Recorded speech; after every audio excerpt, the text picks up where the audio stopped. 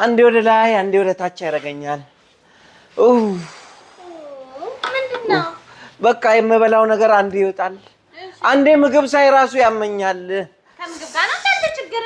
አዎ ትላንት እዚህ ጋር የሆነ ነገር በልቼ በጣም ያስቀምጠኝ ያሯሩጠኛል። አንዴ ወደ ላይ አንዴ ወደ ታች ነው የሚያደርገኝ። እዚህ ጥብስ ነገር በዱለት በልቼ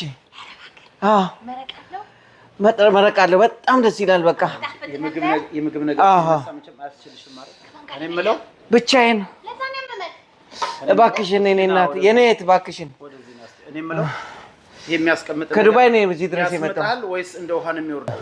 ምንድነው ዛሬ ምንድነው የበላው? ጥብስና ዱለት መረቅ ያለው። ከዛ በኋላ ነው ይሄ ህመም የመጣበት? ሲያስቀምጥ ያስምጣል ወይስ ዝም ብሎ እንደፈሳሽ? ኧረ ምንም የሚታወቅ ነገር የለም። ውሃ በለው ጎርፍ በለው ዝናብ በለው ምንም የሚታወቅ ነገር የለም። አያስምጥም። ሲወርድ ብቻ የምታየው ልጅ ይቀላል። ልጅ ሲመጣ ሲወለድ ይቀላል። ይሄ የፉድ ፖይዝን ነው። አባጊዲ ይሻላል ተብዬ ነው እዚህ ድረስ የመጣሁት። ከምግብ ጋር የተያያዘ ነገር ስለሆነ የተወሰነች ነገር ሰጣለሁ፣ ሁለት መድኃኒቶችን ሰጣለሁ፣ በዛ ይሻላል።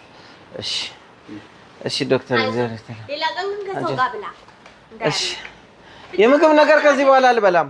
እኔ እኮ ሩቅ ነው እንደ ቤትክ ሄደሽ ላሳይሽ ትበያለሽ። አንቺም እኔ የበላሁበት ቦታ አንዳንዴ አንቺ ጀራ በእናትሽ ከስተመር አንቺ የምግብ ነገር ከተነሳ በቃ ምንም ነገር መስሚያሽ ተጥማረ። ከሰው ጋር ብላ ብዬ እኮ ነው አይሞም ብዬ። በዚህች በኩል ትሄጂና ልክ ግራው እንደታጠፍሽ ቀኙ ላይ በቃ ይሄን እንደዚህ የሚያደርገው ነገር አለልሽ። እጂ ድንገት እጅህን ሳትታጠብ ይሆን የበላው? ታጥበን የበላው?